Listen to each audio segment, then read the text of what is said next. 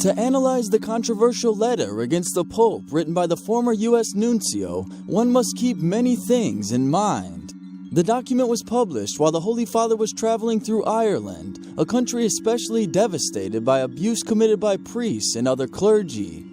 There, Pope Francis asked for forgiveness for this scourge in nearly all of his addresses. Pedimos perdón por todos los abusos cometidos en diversos tipos de instituciones dirigidas por religiosos y religiosas y de otros miembros de la Iglesia. The Holy Father also committed himself to eradicating the abuse at whatever cost.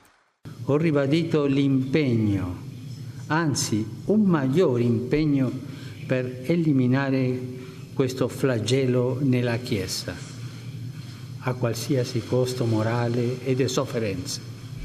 Precisely during that time, websites historically critical of the Pope published a long letter written by Archbishop Carlo Maria Vigano in which he calls for nothing short of a papal resignation. Vigano reports that he informed Pope Francis of abuse committed by the now ex-Cardinal McCarrick. He says Benedict had prepared sanctions that were never put into practice and that Pope Francis is confusing people. The Holy Father responded with this. Leggete voi attentamente il comunicato e fate voi il vostro giudizio. Io non dirò una parola su questo.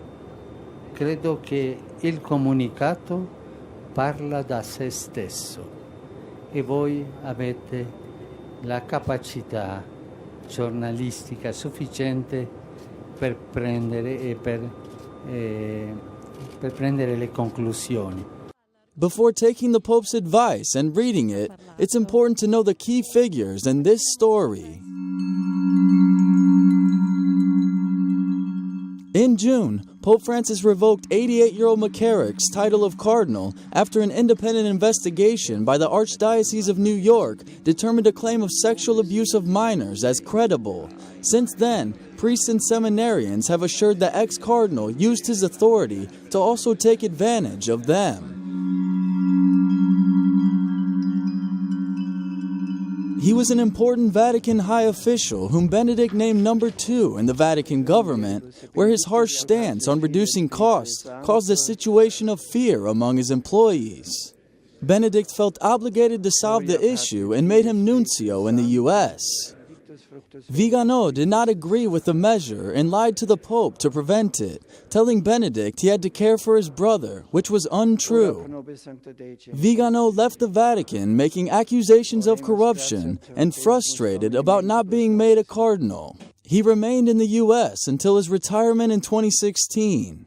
The former nuncio recently participated in an encounter in Rome that gathered opponents of Pope Francis and explained reasons not to obey the Holy Father.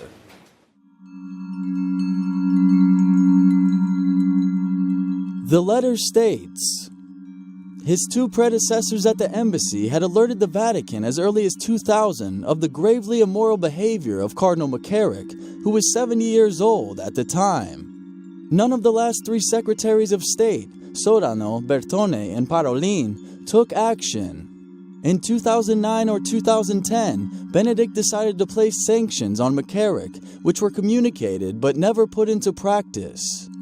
Vigano himself personally informed Pope Francis that Cardinal McCarrick, then 82 years old and holding no high office, corrupted generations of seminarians and priests, and Pope Benedict ordered him to withdraw to a life of prayer and penance. In addition, he accuses Pope Francis of removing the cardinal only once the accusation of abuse of minors emerged. It's the most severe accusation made by a Vatican high official against the Pope, but most of its claims are based on assumptions, not facts. Many paragraphs give the impression of it being a letter of vengeance by an angry employee. The text includes harsh accusations against another 32 high officials for whom Vigano had worked. Perhaps for this reason, Pope Francis recommended reading the letter, allowing the claims to speak for themselves.